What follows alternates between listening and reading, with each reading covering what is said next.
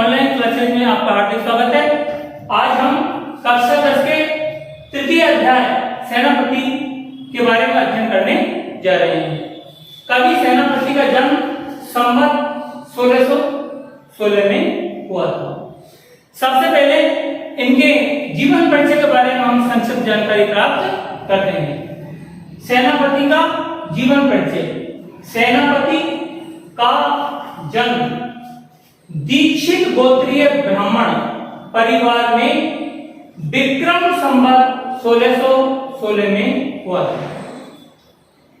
उनके पिता का नाम गंगाधर और पितामह का नाम परशुराम दीक्षित था।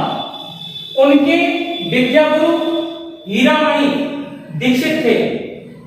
वे बहुत ही आत्मविश्वासी थे, यानी बहुत ज्यादा कॉन्फिडेंशियल थे। अपना परिचय देते हुए एक स्थान पर उन्होंने कहा है, सेनापति सोई सीतापति के प्रसाद जाति। सीतापति अर्थात सीता के पति अर्थात राम। सेनापति वही है जिस पर सीता के पति अर्थात श्री राम भगवान की कृपा है। सब कवि कान दे सुनत कवि ताई है। सब कवि कान दे। कान दे यहां पर मुहावरा है जिसका अर्थ है ध्यान देकर के सुनना। सेनापति एक ऐसे कवि हैं कि भगवान राम की कृपा से सभी कवि उनकी कविताओं को ध्यान देकर के सुनते हैं। ये रीति काल के महान एवं भाव प्रवण कवि माने जाते हैं।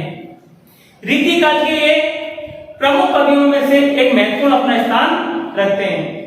जैसा कि पहले वाले वीडियो में आपको बताया था कि हिंदी साहित्य में जो काल विभाजन किया है वो 4 प्रकार से किया गया है: आधुनिक काल, रीतिकाल, भक्तिकाल और आधुनिक काल। आदिकाल, रीतिकाल, भक्तिकाल और आधुनिक काल, ये रीतिकाल के श्रेष्ठ कवियों में इनकी गिनती की जाती है। कुछ लोगों का कथन है, कथन का मतलब कहना, कि सेनापति इनका उपनाम या उपाधि है। उपनाम यानी घर परिवार वालों के द्वारा रखा गया नाम या किसी राजा महाराजा के द्वारा दिया गया नाम, किंतु इनका मूल नाम किसी को ज्ञात नहीं है। ज्ञात का मतलब है मालूम। परंतु इस बात में कतई माने बिल्कुल संदेह नहीं है कि काव्य कला और मौलिकता की दृष्टि से, मौलिकता का मतलब मूल भाव, मूल दृष्टि से युगीन कवियों यानी इस युग के कवियों में अर्थात रीतिकाल के कवियों में वे सेनापति की भांति थे। सेनापति राम भक्त कवि थे। सेनापति ऐसे कवि थे जो राम भक्त कवि थे। श्लेष अलंकार के प्रयोग में वे सिद्ध हस्त थे। सिद्ध हस्त का अर्थ होता है कुशल, प्रवीण, दक्ष होना। तो वे श्लेष अलंकार के प्रयोग में कुशल थे। श्लेष अलंकार उसे कहते हैं जहां पर एक शब्द के एक से अधिक अर्थ निकलते हैं। उन्होंने किसी कवि का अनुसरण नहीं किया, अर्थात किसी कवि की जो कविताएं हैं उनको चुराया नहीं, अपनी कविता बनाने के लिए उनको आधार नहीं बनाया। जो भी भाव थे उनके स्वयं के भाव थे और उनके स्वयं के भावों का आधार पर उन्होंने कविता की रचना की। वे रीति शब्द कवियों की श्रेणी में आते हैं। रीतिकाल में 3 प्रकार के कवि हुए हैं: रीतिबद्ध, रीतिसिद्ध और रीतिमुक्त। ये सेनापति जो कवि हैं वो रीतिबद्ध कवियों में आते हैं, जिन्होंने रीति परंपरा परिपाटी से बनकर के काम किया तो वो रीतिबद्ध कवि कहलाते हैं। इनकी 2 रचनाएं प्रसिद्ध है: काव्य कल्प द्रुम तथा पवित्र रत्नाकर। काव्य कल्प द्रुम जो अप्राप्य है, अर्थात अभी मालूम नहीं है कि वो कहां है, वो अप्राप्य यानी प्राप्त नहीं है। ये तो मालूम है कि उन्होंने काव्य कल्पद्रुम नामक ग्रंथ की रचना की, लेकिन वो अभी मिला नहीं है। इनका काव्य शास्त्रीय ग्रंथ रहा होगा, काव्य शास्त्रीय ग्रंथ जिसमें छंद, रीति, अलंकार, काव्यगुण, काव्यदोष आदि का ध्यान रख करके और कविताओं की रचना की जाती है, तो वो काव्य शास्त्रीय ग्रंथ कहलाते हैं। इनके कवित्वों में अलंकार और रस ध्वनि के उदाहरण एक से बढ़कर एक मिलते हैं। इन्होंने अलंकार संप्रदाय का अनुसरण किया, अर्थात अलंकारों के आधार पर इन्होंने अपने काव्य की रचना की। दो तरह की काव्य रचना होती है, एक तो मुक्तक काव्य रचना, ऐसी रचना जिसमें व्याकरण के नियमों से जो मुक्त हो, ध्यान नहीं दिया जाए। लेकिन सेनापति जी ऐसे कवि नहीं थे, इन्होंने अलंकार संप्रदाय का अनुसरण किया, यानी अलंकारों को ध्यान में रख करके अपनी कविताओं की रचना की। सेनापति ब्रज भाषा के कवि हैं, साधारण शब्द भी उनके हाथ में आते ही सैनिक की भांति सशक्त बन जाता है। यहाँ पर कहने का तात्पर्य यह है कि जो साधारण भाषा के शब्द है उसको भी वो अपनी लेखनी के माध्यम से जीवंत बना देते हैं, शक्तिशाली बना देते हैं और बहुत श्रेष्ठ बना देते हैं। वे फारसी शब्दों का प्रयोग भी करते थे। उनकी रचनाओं में प्रसाद तथा ओज गुण की प्रधानता है। प्रसाद जो मन को प्रसन्नता से भर दे वो प्रसाद गुण कहलाता है, ओज गुण जो हमारे मन को उत्साह से भर दे वो ओज गुण कहलाता है। परिमार्जित भाषा, परिमार्जित यानी व्याकरण की दृष्टि से शुद्ध की गई जो भाषा है उसे हम परिमार्जित भाषा कहते हैं। प्रयोग और भाव गांभीर्य उनके काव्य की विशेषता है। भाव गांभीर्य, भाव गांभीर्य का अर्थ है इनका जो काव्य है वो गंभीर भावों से युक्त है। सेनापति के कवि परिचय के बाद में हमने अभी उनका जीवन परिचय प्राप्त किया। अब जीवन परिचय के बाद में अब हम पाठ परिचय की ओर आते हैं।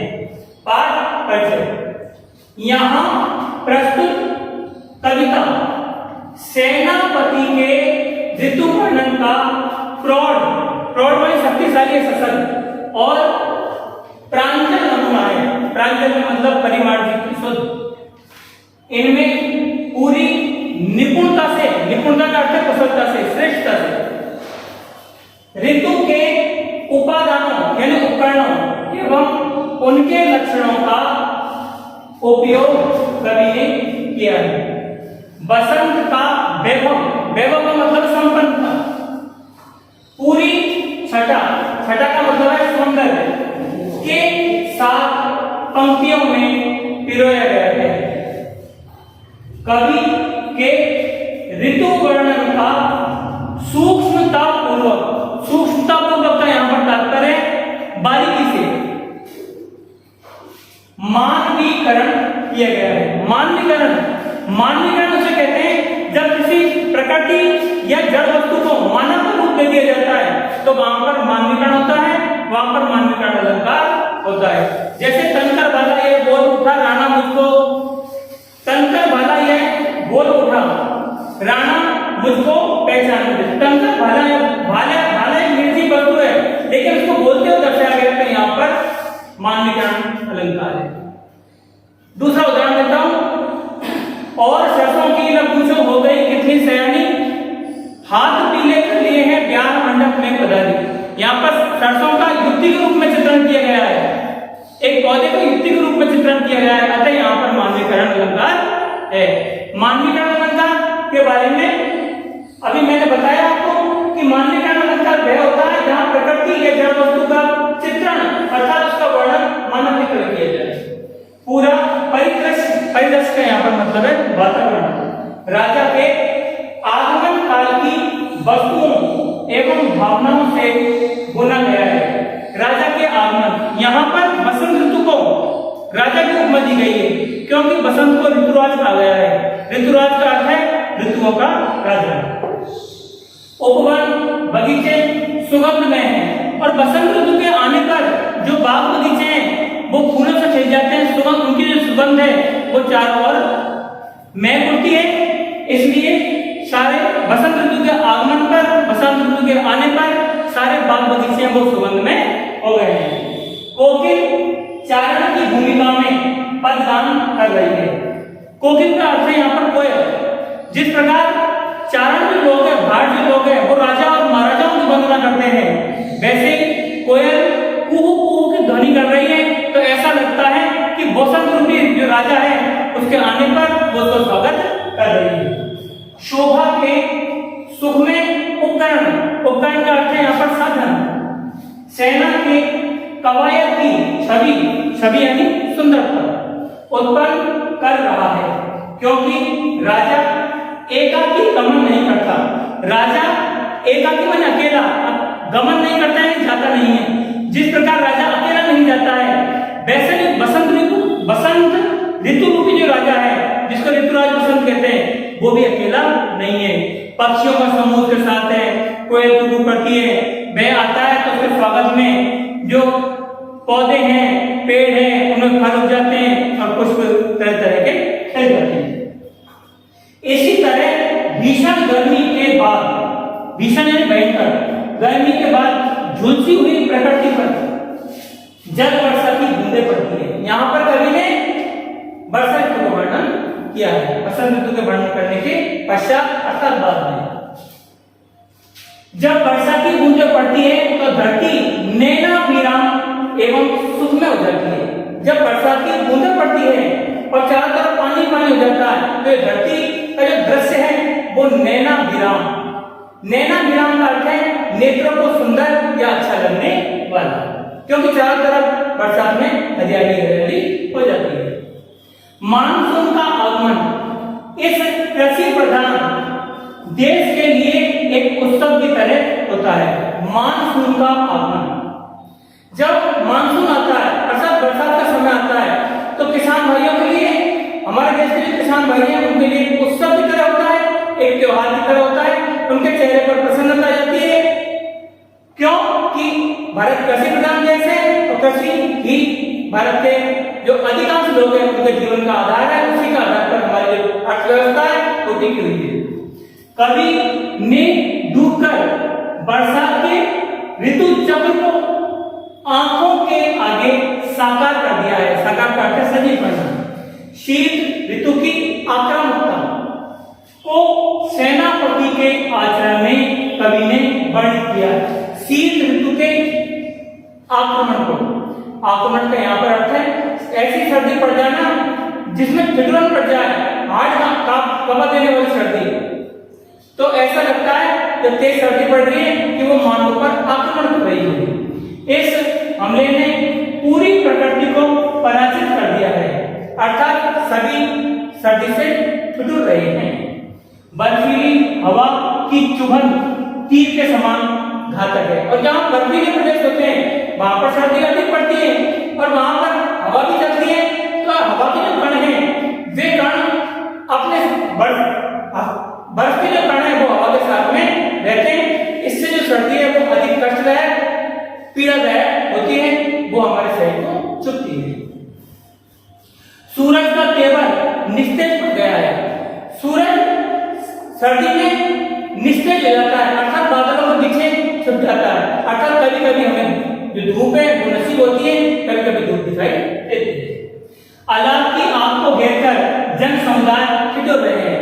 ऐसी स्थिति में लोगों के पास एक ही माध्यम रहता है कि वो अलाप जलाएं और अलाप जला करके अपने आप को सर्दी से बचाकर रखें।